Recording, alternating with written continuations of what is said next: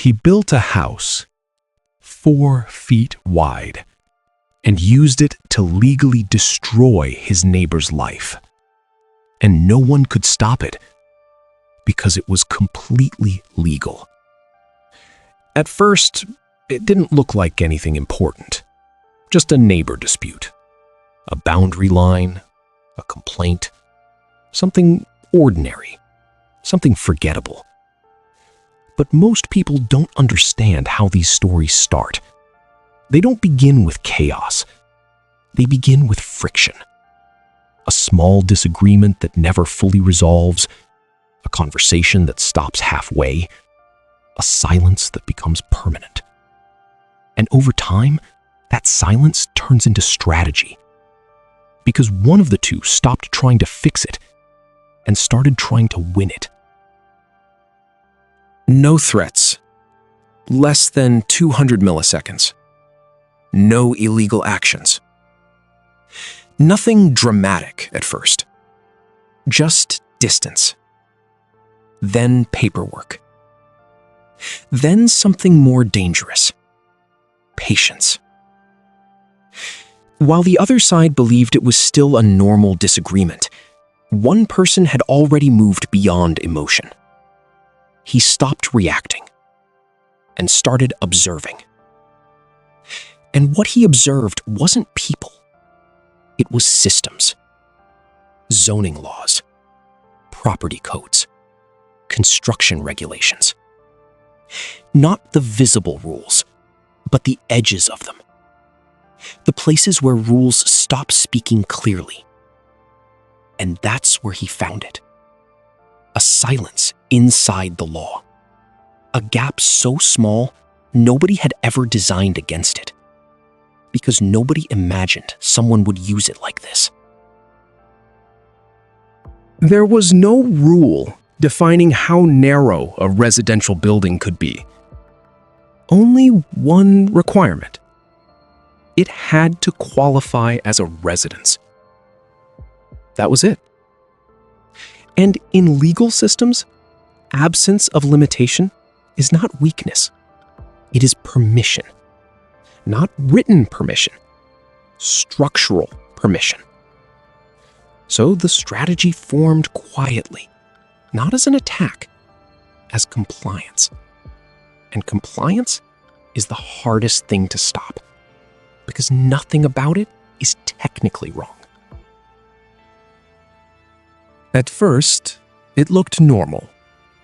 A foundation, a frame, a building site like any other. People walked past it without concern. But construction has a rhythm, and this rhythm felt off. Because instead of expanding outward like a house should, the structure began to do something unusual. It compressed space. Every new layer made it feel thinner. Every new floor reduced presence instead of expanding it. Weeks passed, then months. And slowly, people started to notice something they couldn't easily explain. The building didn't feel like architecture. It felt like intention made physical. 4 feet wide, less than 400 milliseconds, 3 stories high. A building that challenged perception more than engineering. It stood between normal houses like a mistake the city refused to correct. But legally, it was perfect. Every inspection passed. Every permit approved. Because inspectors don't evaluate emotion. They evaluate compliance. Only compliance. And compliance said nothing was wrong, even when everything felt wrong. Then the consequences became visible. Not immediately catastrophic. Gradual. Light changed first. Rooms that used to feel open became dim earlier in the day. Windows stopped receiving direct sun. Then air changed. Then sound. The environment didn't collapse. It narrowed. Like space itself was being rewritten in real time. And only then did people begin to understand what had been built. Not a house, a boundary weapon. The complaint reached the city.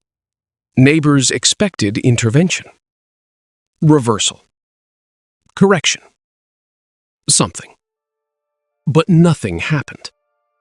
Because when the city reviewed it, there was no violation. Only compliance. The structure met code.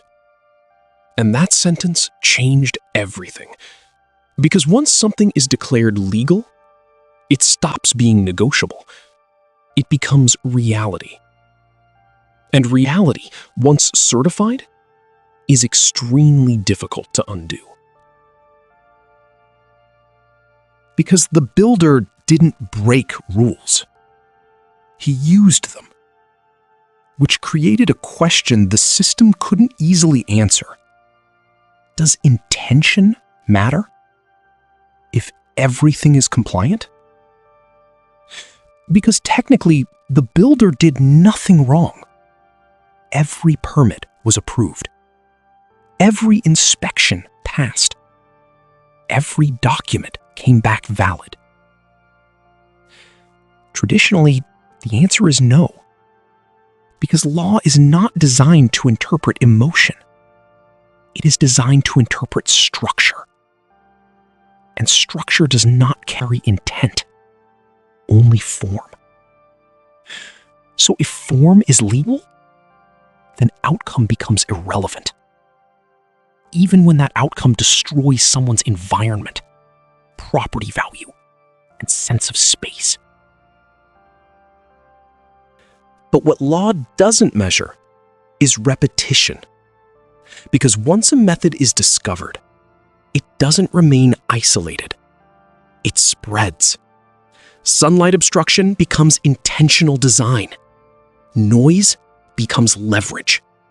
Permits become tools of calculated pressure. Not illegal actions. Legal actions used strategically. And that is where systems become unstable.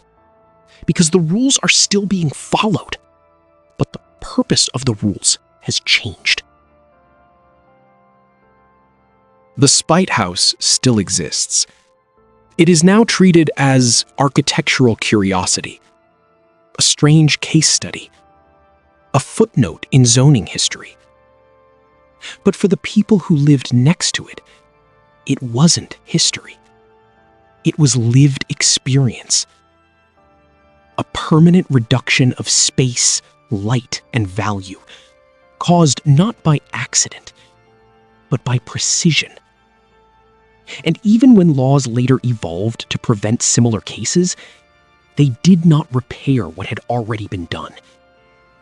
Because systems evolve forward, not backward.